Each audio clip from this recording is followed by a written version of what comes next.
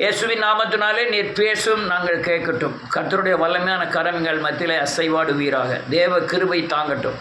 இயேசு கிறிஸ்து மூலம் ஜெபிக்கிறேன் ஜீவன் உள்ள தகப்பனே, ஆமென். அல்லேலூயா.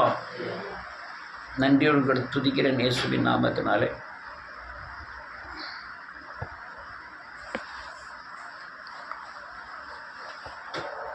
ரைட். இயேசுவின் நாமத்தினாலே கர்த்தருடைய பரிசுத்த நாமத்துக்கு ஸ்தோத்திரம். நான் இன்றைக்கி சொல்லக்கூடிய கருத்து ஒரு நாள் சொன்ன கருத்து தான். அது வர 6 மாதம் ஆயிட்டு. ஆனால் அந்த கருத்துக்களில் வித்தியாசமான காரியங்களை உங்களுக்கு நான் போதிக்கணும்னு நினைக்கிறேன். நன்றியோடு கூட துதிக்கிறேன் இயேசுவின். எல்லாருக்குமே ஒரு தரிசனம் உண்டு. இப்போ நீ எல்லாம் கடையத்துலேருந்து வரீங்கன்னா உங்கள் ஆத்மாவில், உங்கள் இருதயத்தில் இயேசுவை குறித்ததான ஒரு தரிசனம், ஒரு வெளிப்பாடு, ஒரு நடத்துதல் அல்லது ஒரு ஏவுதல் அல்லது ஒரு கருத்து இயேசுவை குறித்ததான இருக்கா? என்ன ஒருத்தர் ஒன்றும் சொல்ல மாட்டேங்க. இயேசுவை குறித்ததான ஏதோ ஒரு தரிசனம், ஏதோ ஒரு அறிதல். ஆண்டவர் இவர் நம்ம எப்படியாவது நம்மை விடுவிப்பார், அல்லது நம்மை பாதுகாக்கிறார், அல்லது இந்த காரியங்களை நடத்தினார், என்னை நடத்துவார், இந்த வெளிப்பாடு அல்லது ஆவியின் நடத்துதல். இது உங்களுக்கு எல்லா ஆட்களுக்கும் இருக்கும். அந்த தரிசனம் இல்லாமல், அந்த வெளிப்பாடு இல்லாமல், அந்த தேவன் நடத்துதல் இல்லாமல் தேவனுடைய பாதத்துக்கோ ஜெபம் பண்ணுவதற்கோ வர முடியாது. இப்போ அப்படியே 5 மணிக்கு எல்லாரும் எந்திரிச்சு, அநேகர் ஒரு ஜெபம் கூட விடாமல் 5 மணிக்கு வந்துடுறாங்க. அவங்களுடைய தரிசனம் அப்படி அதனால் வர்றாங்க. 1000 கருத்துக்கள் சொல்லலாம். மாட்டை கொண்டேன், வயலை கொண்டேன், மனைவியை கொண்டேன், நான் வரக்கூடாதுன்னு சொன்னான். அதனால் அதே மாதிரி கருத்துக்கள் எத்தனையும் சொல்லலாம். ஆனால் உங்கள் தரிசனம் தெளிவாக இருந்ததுன்னா நீங்கள் தேவனுடைய பாதத்தை அதிகமாக நாடுவீர்கள். அல்லேலூயா. தரிசனம் சரியில்லைன்னு சொல்லுவோம். தேவனுடைய, நான் சொல்லுறேன் புரியுதா? எனக்கே புரியுத மாதிரி தெரியல. எனக்கு புரியுது, உங்களுக்கு புரிஞ்ச மாதிரி எனக்கு புரியுது தெரியல. அதுலேயே குழப்பம் இருக்கும். ரைட்டு. எஸ், நான் ரொம்ப கருத்தான ஒரு சத்தியம். ஆனால் இந்த தரிசனம் சில ஆட்களுக்கு வைராக்கியத்தை கொடுக்கும், சில ஆட்களுக்கு அல்லலையா ஏனாதானான பின்பற்றுவார்கள். சில ஆட்கள் என்னைக்காவது ஒரு நாள் கல்லறை தோட்டத்துக்கு மாத்திரம் போயிட்டு வருவாங்க சர்ச்சுக்கு. இதெல்லாம் இருக்க காரணம் என்ன? சில ஆள் பார்த்தீங்கன்னா அந்த தரிசனம், அந்த ஏவுதல், அந்த ஆவியானுடைய நடத்துதல், இயேசுவுக்காய் எதையும் இழக்க துணிவார்கள், இயேசுவுக்காய் பிரயாசப்பட துணிவார்கள். இப்போ எனக்கு வயசு ஓவராக ஆகிட்டே போகுது. ஆனால் என்னால் இந்த வெயிலில் போகவே முடியலை. ஆனால் பிரயாசப்பட முடியும். ஏன்னா என்னுடைய தேவனுடைய ஆவியானவர் கொடுத்த அந்த தரிசனத்தின் வெளிப்பாடு அல்லையா, அவன் பவுல் அழகா சொன்னான், என்னை நெருக்கி ஏவுகிறதுன்னு. இந்த காரியங்கள் அல்லையா, நீங்கள் என்ன நினச்சாலும் தெரியும். இந்த பாளையங்கோட்டையிலேருந்து அந்த என்னது குளோரிந்தமா சர்ச்சு போகிறதுக்குள்ள வெயில் தாங்க முடியல. அவ்வளோ பெரிய வெயில். நின்று தான் போனேன். விடிய காலமே 10 மணிக்கு அவ்வளோ வெயில், பயங்கர வெயில் பாளையங்கோட்டையில். அதே வெயில் இங்கேயும் அடிக்கிற மாதிரி தெரியுது. இயேசு இங்கே கொஞ்சம் பரவாயில்ல, காற்றாது இருக்குது, அங்கே காற்றும் இல்லை. அதனால் ரொம்ப ரொம்ப சூடாக இருக்க மாதிரி இருந்தது இயேசுவின் நாமத்தினாலே. ஆனால் இப்படி மனுஷர்கள் செய்வோம். அநேக வீடுகளில் போய் ஜோம் பண்ணால் கூட எந்த ரெஸ்பான்சிபிலிட்டியும் கொடுக்கறதும் கிடையாது. ஆனால் நம்ம தேவனை நோக்கி போடணும் அப்படிங்கிற வைராக்கியம், அப்படிங்கிற தாகம், அப்படிங்கிற ஓட்டங்கள், போதிக்கு உண்டான சத்தியங்கள் அல்லையா, மக்கள் சீர்திருத்தக்கூடிய ஆலோசனைகள், இதெல்லாம் நம்ம போதிச்சுக்கிட்டே இருக்க வேண்டியது இருக்குது. சமயம் வாய்த்தாலும் வாய்க்காவிட்டாலும் திருவசனத்தை ஜாக்கிரதையாக பிரசங்கம் பண்ணு அப்படின்னுட்டு நம்ம பிரசங்கம் பண்ணிகிட்டே இருக்க வேண்டியது இருக்குது. நேரம் கிடைக்கும் பொழுதெல்லாம் அல்லையா சத்தியத்தை தீவிரமாய் போதிக்கணும். ராவும் பகலும் அல்லையா இடைவிடாமல் பவுல் 3 வருடங்களாய் போதித்தேன்னு அவன் சொல்கிறான். அது எங்கே? பாடசாலைன்னா என்ன தெரியுதா? இப்போ பாடசாலை என்ன தெரியாது ஒருத்தருங்க. இப்போ ஸ்கூல் கான்வென்ட் அப்படின்னு ஆகிட்டு. அப்போம்லாம் ஆரம்ப பாடசாலைன்னு தான் போட்டிருப்பாங்க ஸ்கூல்லலாம். தொடக்கப்பள்ளி, ஆரம்ப தொடக்க பாடசாலை அப்படின்னு போட்டுப்பாங்க. பாடசாலைன்னா பள்ளி, ஸ்கூலில் வச்சு 3 வருஷம் இரவும் பகலும் சத்தியத்தை அதிகமாக சமயம் வாய்த்தாலும் வாய்க்காவிட்டாலும் திருவசனத்தை போதித்து கொண்டே இரு, சொல்லிக்கிட்டே இரு, கேட்டுக்கிட்டே கொடுத்துக்கிட்டே இரு, வேத வசனத்தை போதிச்சுக்கிட்டே இரு. அது ஒன்று தான் அவங்கள சீர்படுத்தும் இயேசுவின் நாமத்தினாலே. அல்லேலூயா. அதனால் இந்த தரிசனம் பெறாத கிறிஸ்துவர்களே இல்லை, இந்த வெளிப்பாடு இல்லாத ஆவியானவர் நடத்தப்படாத கிறிஸ்துவர்களே பூமியில் இல்லை. அப்படி இல்லைன்னா அவங்க கிறிஸ்துவை மறுதலிக்கிறவ இருக்கவங்க மட்டும்தான் இந்த தரிசனத்தை பெறாதவர்கள். இந்த தரிசனத்தை கெடுக்கிற சக்தி 3 சக்தி. ஒன்று கண்ணு, இன்னொன்று காது, இன்னொன்று வாய். இன்னைக்கு வாய் கண்ணு காது சரியில்லைன்னா தேவனுடைய காரியத்தில் ரொம்ப ரொம்ப லகுவாக இருப்பீங்க, அப்படியே அதாவது விட்டு பிடிச்ச மாதிரி இருப்பீங்க. ஏன்னா உன் தரிசனத்தில் தீட்டுப்படுது. தேவன் உன்னை நடத்துகிற காரியங்களில், உன்னை ஆசீர்வதிக்கிற காரியங்களில், உன்னை பாதுகாக்கிற காரியங்களில் தீட்டுப்படக்கூடிய காரியங்கள் இந்த கண்ணு காது வாய் மூலமாய் தீட்டுப்படுகிறதுனாலாம் தேவ காரியங்களில் உள்ள வைராக்கியங்கள் குறையுது. நீ யார் எத்தனை பேர் கேட்கலோ எத்தனை பேர் பின்பற்றிடுங்களே தெரியாது. ஆனால் ஆண்டவர் எனக்கு போதித்த காரியத்தை போதிக்க விரும்புகிறேன். அநேகர் அந்த தரிசனம் கிட காரணம் தன்னுடைய கண்களை உலகத்தில் அப்படியே பரவ விடுவது, உலகத்தின் காரியங்களை அதிகமாய் கேட்பது, அல்லேலூயா, அதிகமான அல்லேலூயா வாயில் பேசுறது, அல்லேலூயா என்ன பேசுறதுன்னே தெரியல. நான் என்ன லெவலில் இருக்கிறேன், என் உயரம் என்ன, என்னுடைய பலன் என்ன, என் ஆவிக்குரிய தன்மை என்னன்னு தெரியாமலே அடுத்தவங்க விஷயங்களெல்லாம் போய் தலையிடுறது. முட்டாள்தனத்துலேயும் பயங்கர முட்டாள்தனம். நான் இப்போ நடத்துகிறேன், உங்கள் வீட்டு காரியங்களில் போய் நான் தலையிடணும்னு நினைக்க மாட்டேன்.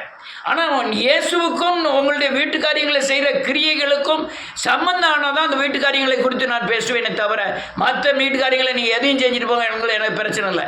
ஆனால் சத்தியம் இடிக்கும்போது, வேதவசனம் விரோதமாய் நடக்கும்போது நான் வீட்டு காரியங்களை பேசித்தான் ஆக வேண்டியது இருக்குது. உன் பிள்ளை இப்படி தான் வளர்க்கணும்னு பேச வேண்டியது இருக்குது, நீ இப்படி தான் ட்ரெஸ் பண்ணணும்னு பேச வேண்டியது இருக்குது, நீ கணவன் மனைவியோடு இப்படி தான் நடக்கணும்னு பேச வேண்டியது இருக்குது. ஆனால் மற்ற வீட்டு காரியங்களில் நுழைவது அநீதி,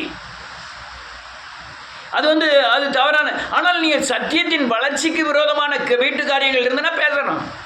அநேகர் இந்த தன்மை தெரியாமல் செப்பலா செலவலான அந்த அக்கா அப்படி பேசுகிறான், இந்த அக்கா இப்படியாக்கும், அவன் இப்படியாக்கும், இவன் இப்படியாக்கும், இதெல்லாம் வாய் பேச்சு.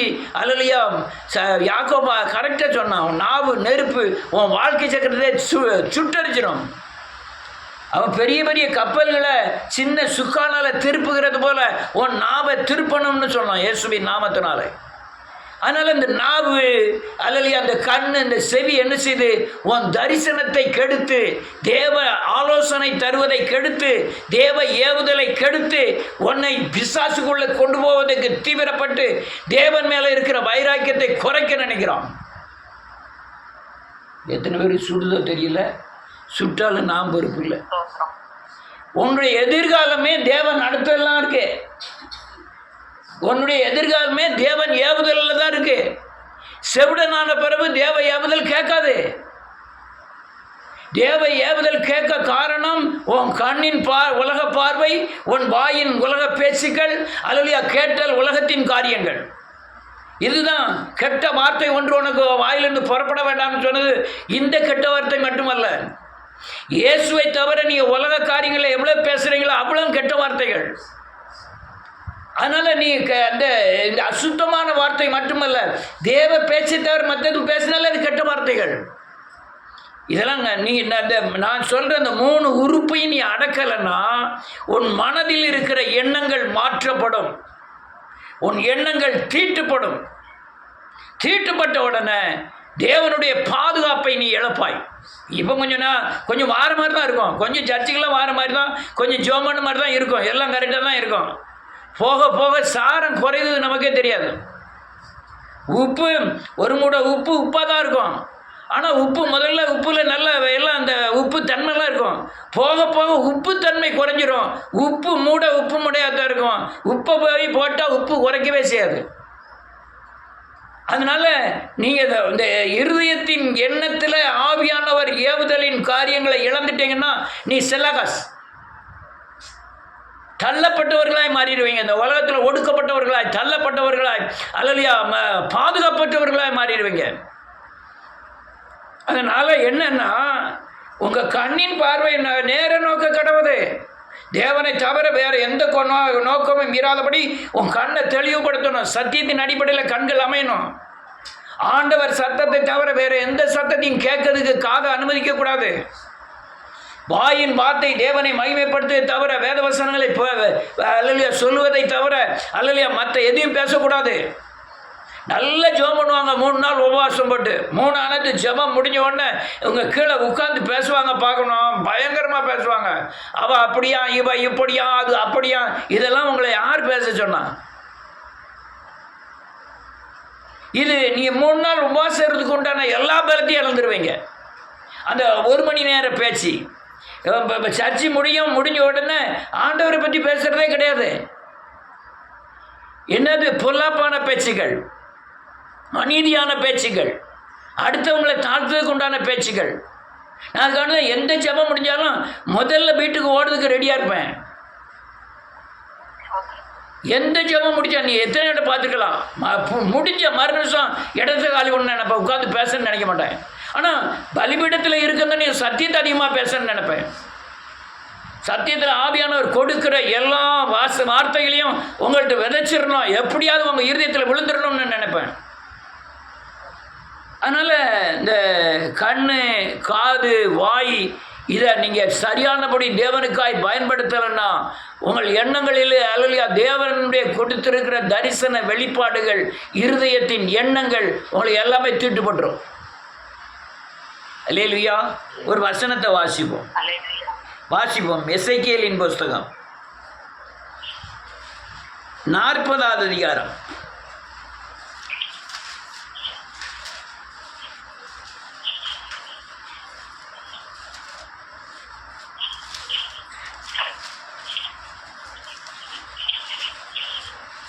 நாலாவது வசனம்.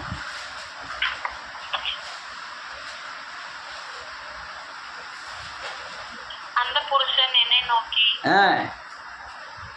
மனுபுத்திரனே, நீ கண்ணார பார்த்து காதார கேட்டு நான் உனக்கு காண்பிப்பது எல்லாவற்றின் மேலும் உன் மனதை வை. நான் உனக்கு அவைகளை காண்பிக்கும்படி நீ இங்கே கொண்டு வரப்பட்டாய். ஆமென். நீ காண்பது எல்லாம் இஸ்ரவேல் வம்சத்தாருக்கு தெரிவி என்றார். வேதம் சொல்லுது. நான் சொல்றத இது தரிசனம். நான் இப்போ சொன்னது வந்து தரிசனம். வந்து நீ இந்த இப்போ எனக்கு ஏற்றால மரங்கள் இருக்குது, இந்த வெயில் அடிக்கிறத பார்க்குறேன். இந்த பார்வை அல்ல, தேவனை குறித்ததான உங்கள் ஆத்தும கண்களுக்கு தெரியக்கூடிய ஒரு பார்வை. இந்த பார்வையை தான் இது ஆவிக்குரிய காரியங்கள் எப்படி புரிஞ்சுக்கிட்டீங்கன்னு எனக்கு தெரியல. எல்லாருக்கும் இந்த பார்வைகள் தேவை.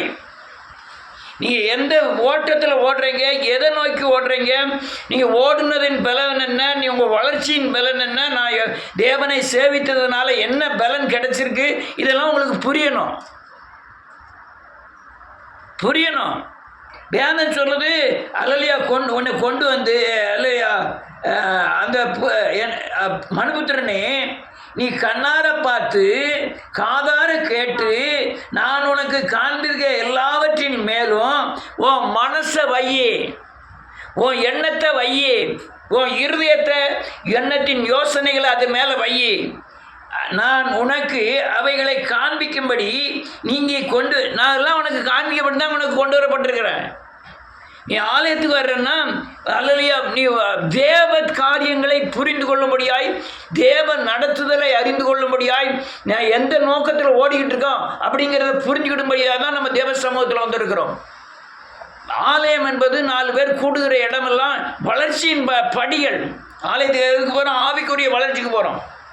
கண்ணார காங்கணும், காதார கேட்கணும். இந்த கண்ணில், ஆத்ம கண்ணில் கேட்கணும், வேத வசனங்களை கேட்கணும். நான் வேத வசனங்களை தவிர வேறு எதுவுமே அதிகமாக போதிப்பதில்லை.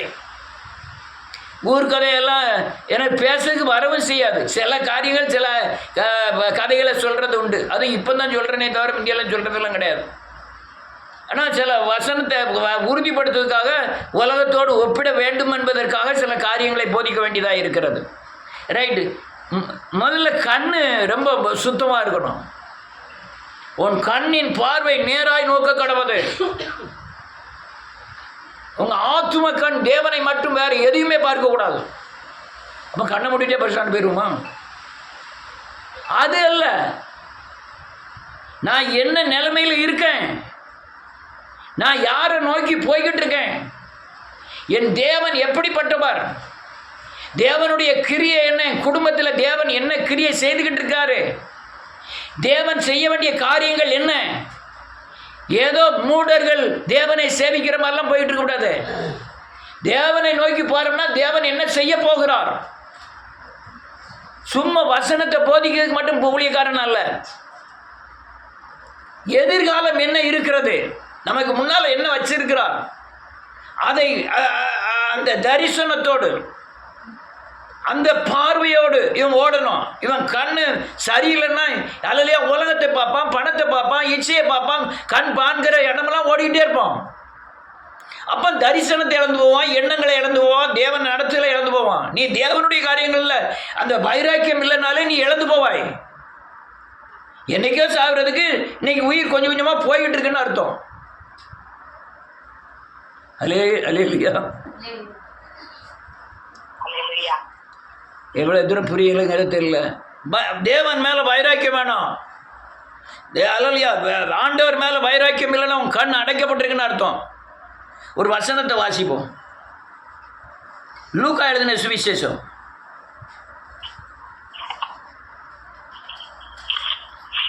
11வது அதிகாரம்.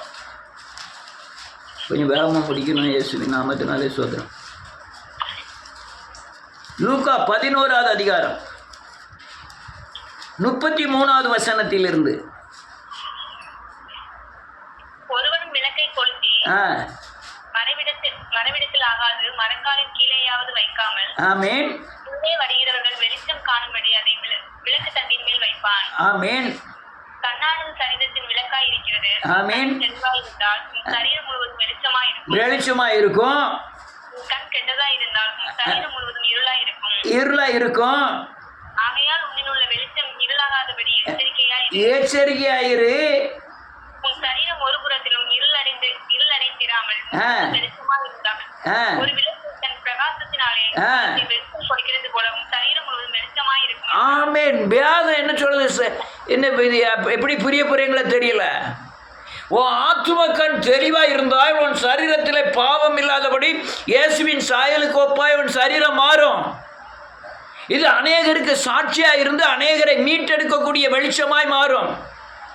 நீங்கள் அல்லையா மரக்காலில் மூடக்கூடிய அளவுக்கு பக்தியின் வேஷத்தை வெளியே காமிச்சோம், அல்லது நம்முடைய அல்லையா பலத்தை வெளியே காமிச்சோம், அல்லையா உங்கள் வெளிச்சத்தை வெளிப்படுத்த முடியாது. அர்ப்பணிக்க வேண்டும், வேத வசனத்தின்படி நடக்கணும்.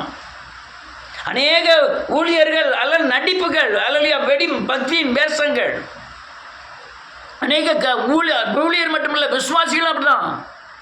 அநேக பக்தியின் வேஷங்கள் அது கிறிஸ்துவை பிரதிபலிக்காது. ஆவிக்குரியவன் இது பிசாசான்னு கண்டுபிடிச்சிருவான். அநேகர் நடிப்பான ஜெபங்கள், நடிப்பான நடைகள், நடிப்பான பேச்சுகள், இயேசுவை அல்லது அதுவும் கண்ணு சரியாக இருக்கணும். அவனுடைய ஆவிக்குரிய கண் பார்க்கிற விதங்கள் சரியாக இருக்கணும். அது சரியா இல்லையா, நீ அல்லையா எல்லாம் சரீரம் முழுவதும் தீட்டுப்படும். சரீரம் முழுவதும் நீ தேவனுக்கு வைராக்கியம் இல்லைன்னு நீ சாக போறன்னு அர்த்தம். ஓ, சாவு சீக்கிரம் இருக்குன்னு அர்த்தம். சாவுன்னா நான் சரீர சாவ சொல்லலை, நடைபிணமான சாவுகள் பக்கத்தில் இருக்குன்னு அர்த்தம். அல்லேலூயா. உன் கண்ணு திறக்க விடாம நீ இருளுக்குள்ள போறன்னு அர்த்தம். எதை இழந்தாலும் இழக்காட்டாலும் உன் கண்ணை இழந்துட்டேன்னா நீ ஏத்தல பிசாசு நிற்கிறதோ, சாபத்தின் தண்டனை வர்றதோ அல்லது செய்வினை வருதோ எதுவுமே தெரியாது, எதுவுமே பாதுகாப்பு இராது. கண் தெரிஞ்சவனே பிசாசானவன் அல்லது அழிப்பதற்கு வகை தேடி சுற்றி திரிகிறான் நாம் வேதம் சொல்லுது. ஆனால் கண்மத்திரம் சரியா இல்லைன்னா எப்படி?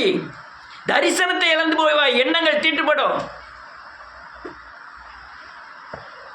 வேதம் சொல்லுது, உன் கண்ணு தெளிவாய் இருந்தால் உன் சரீரத்தில் எங்கும் வெளிச்சமாய் எல்லா சரீர அபயங்களும் இயேசுவின் வசனத்துக்கு உட்பட்டிருக்கும். சரீரம் இயேசுவை போல இருக்கும். இந்த சரீரத்தை பிசாசானவன் தொடுவதில்லை.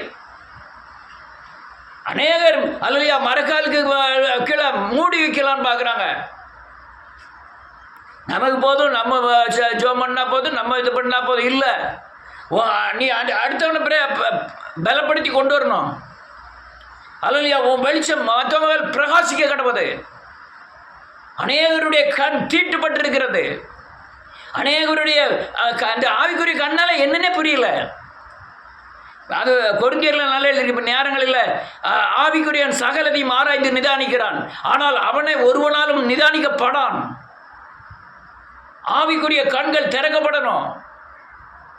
திறக்கப்பட்டு ஆவிக்குரிய வழியில தான் நடக்கணும். அந்த இது என்னது சிவசங்கரி சகோதரி வீட்டில் சொன்ன மாதிரி எல்லா காரியத்திலும் கரெக்டு. ஆனால் பிள்ளைகள் காரியம் வரும்போது இருள், பயங்கரமாக இருள் போடுது அநேகருடைய வாழ்க்கையில். நகை இழக்கதக்கா ரெடி, துணி அல்லையா வெள்ளை துணி உடுத்ததுக்கா ரெடி, அல்லையா பட்டினியா 40 நாள் கிடக்கிறதுக்கா ரெடி, அல்லையா எதுக்குனாலும் ரெடி. ஆனால் பிள்ளைகள் சட்டத்தை வரும்போது அதுக்கு நான் ரெடி இல்லை. அவங்க எப்படி நடந்துட்டு போகிறாங்க, அதுக்கு சப்போர்ட் என்னாகும்? கண்ணு குருடாகும். நீ ஒரு லிட்டர் பாலுக்கு ஒரு துளி தான் விஷம், அது எல்லா பாலையுமே விஷம் ஆகிரும். கண்ணு அநேருக்கு கண்ணு குருடாகுது. சிலர் அல்லையா ஆலயத்தெல்லாம் கட்டுவாங்க, ஆலயத்துக்கு எவ்வளவு நாள் கொடுப்பாங்க. ஆனால் பிள்ளைகள்னு வரும்போது, ஆண்டவரா பிள்ளையான்னு வரும்போது ஆண்டவர் இல்லை பிள்ளைதாங்கிற மாதிரி ஆயிடுவாங்க. இருந்துட்டு போங்க.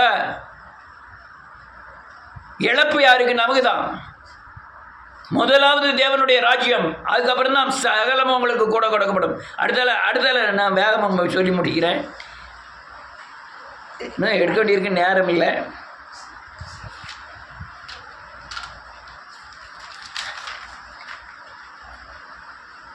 வாசிக்கலாம். நீதிமொழிகளின் புஸ்தகம் 19வது அதிகாரம்.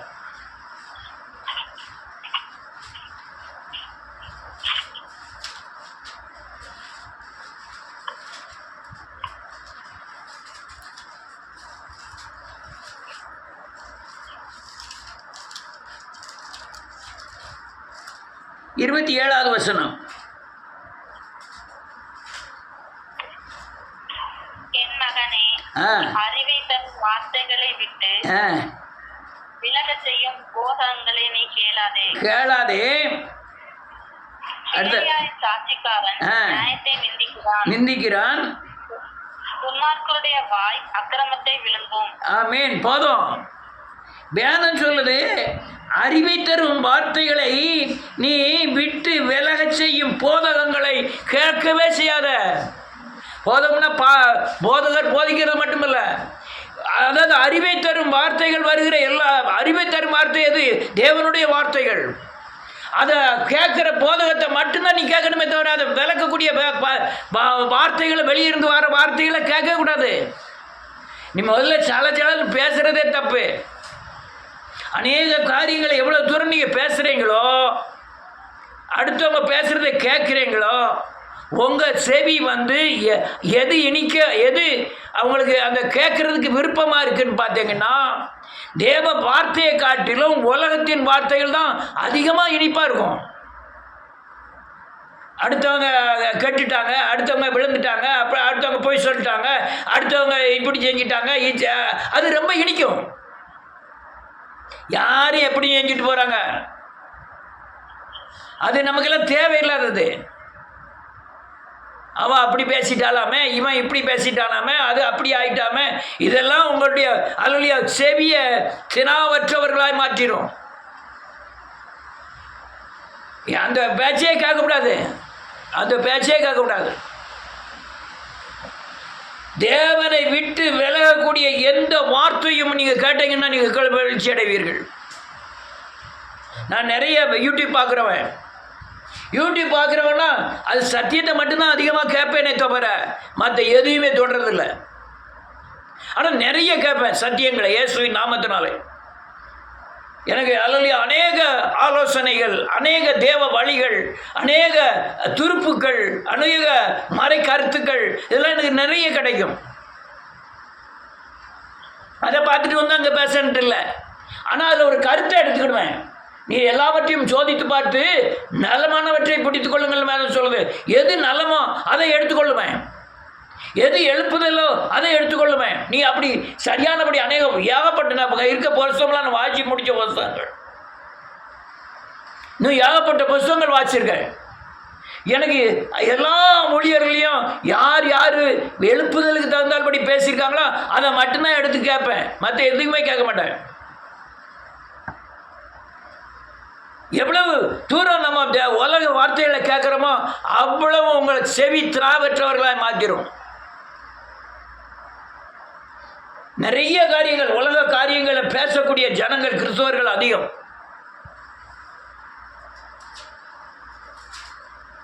அல்லேலூயா.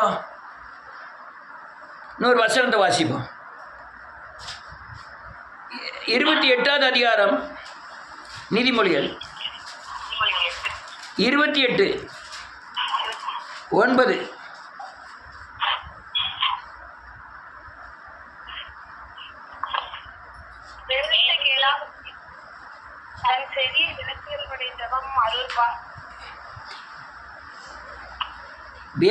வேதத்தை கேளாதபடி தன் செவியை விலக்குகிறனுடைய அநேகர் வேதத்தை வாசிக்கிறதே கிடையாது.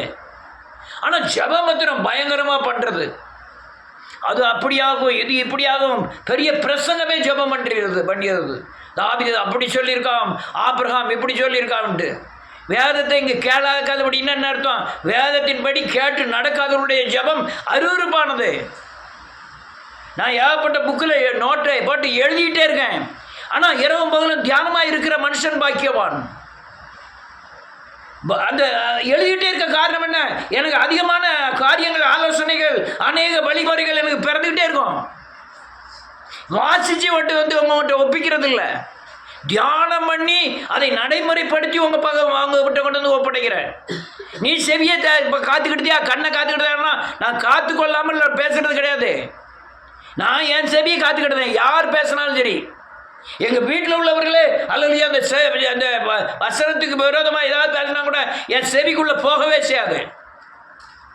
எதையுமே கேட்க மாட்டேன், தேவ சத்தியங்களை தவிர. இன்னும் சொல்ல போனால் யார் யார் வீட்டில் என்னென்ன நடக்குன்னு கூட எனக்கு தெரியாது. யார் யார் அங்கே பக்கத்து வீட்டில் யார் இருக்கான்னே தெரியாது. அந்த அளவுக்கு அந்த உலகத்தோடு ஒட்டுறதே கிடையாது. ஆனால் எல்லாரையும் நேசிக்கிறேன், எல்லாத்தையும் பேசுகிறேன், எல்லாருடைய வார்த்தையும் கேட்கறது இல்லை.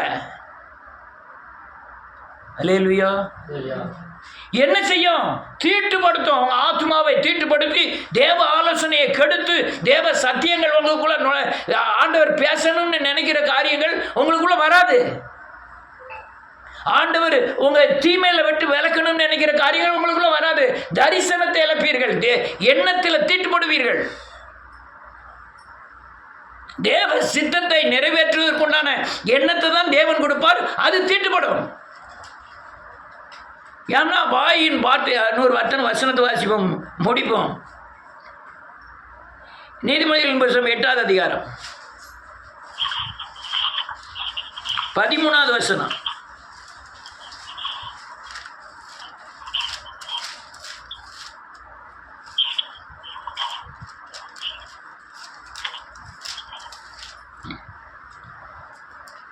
வாசிங்க. பயம் வேதம் சொல்லுது, தீமையை வெறுப்பதே கர்த்தருக்கு அடையாளம். என்ன தெரியுமா? தீமையை வெறுப்பது தான். நீ கர்த்தருக்கு பயப்படுறியா? தீமையை வெறுக்கிறியா? நீ கர்த்தருக்கு பயப்படுகிற அடையாளமே அதுதான். நீ அல்லலியா ஜெபம் பண்ணுவதற்கோ, தேவ சமூகத்தில் வருவதற்கோ, அல்லலியா தேவனை மகிமைப்படுத்துவதற்கோ லேட்டானாலே நீ ரொம்ப பிரச்சனைகள் இருக்கீங்கன்னு அர்த்தம். தேவன் உன்னை உந்தி ஏவணும், அல்லலியா படுக்க விடக்கூடாது ஜெபம் பண்ணுவதற்கு. அந்த நெருக்கி ஏவுகிறார்னு சொன்னோம், அதே மாதிரி நெருக்கி ஏவணும் தேவ வழிகளில் நடப்பதற்கு, தேவ சத்தியத்தை கேட்பதற்கு, சத்தியத்தின்படி நடப்பதற்கு.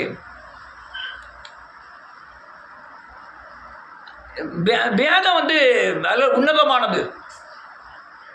வாயின் வார்த்தைகளினாலே நாம் பிடிபடுவோம். உன் வாயின் வார்த்தைகள் சுருக்கமாயிருப்பதாக. வேதம் தெளிவாக சொல்லுது, வாயை அடக்கணும், காதை அடக்கணும், கண்ணு அல்லையா அவன் நேர அவன் என்ன பார்வை நேராய் நோக்க கடப்பாது. நீ அல்லையா தேவனை அந்த தேவ வழிகளை தவிர, தேவ சட்டத்தை தவிர, அல்லையா தேவனை குறித்ததை தவிர பார்க்கவோ கேட்கவோ பேசவோ கூடாது. உலகத்தில் இருக்கோம், உலகத்து காரியங்களை பேச வேண்டியிருக்கோம். ஆனால் நீ அதில் சார்ந்து இருக்கிறது தான் நீங்கள் அது கேட்கறதும் பார்க்கறதும் உண்டான காரியங்கள். அநேகர் அல்லையா பந்தய பொருளை இழந்துட்டாங்க. உன் ஓட்டத்தை பொறுமையோடு ஓடுன்னு வேதம் சொல்லுது. வலதுபுறமோ இடதுபுறமோ சாய்ந்து விடாதபடி லெக்கை நோக்கி நீ ஓடு. எங்கேயுமே சாய்ந்து விடாதபடி ஓடு. இச்சை அடக்கத்தோடு ஓடு.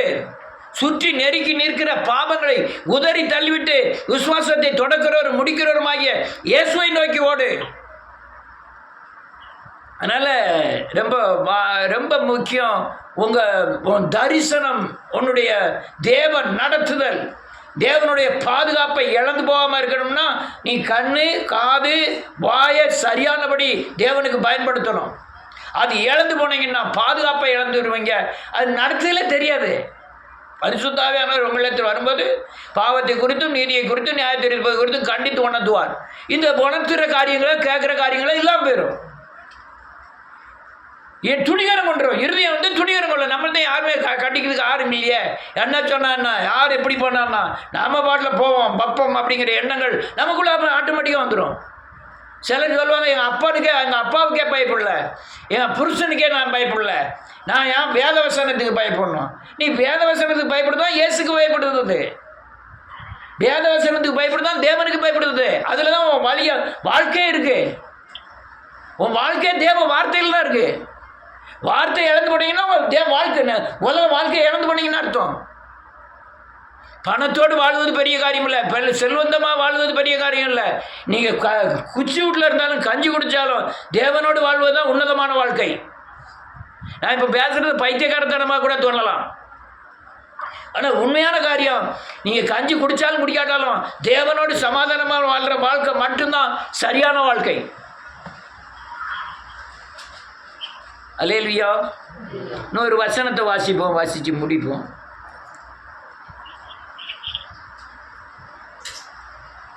மத்தேயு எழுதின சுவிசேஷம் 26ஆம் அதிகாரம் இல்லை 16ஆம் அதிகாரம்.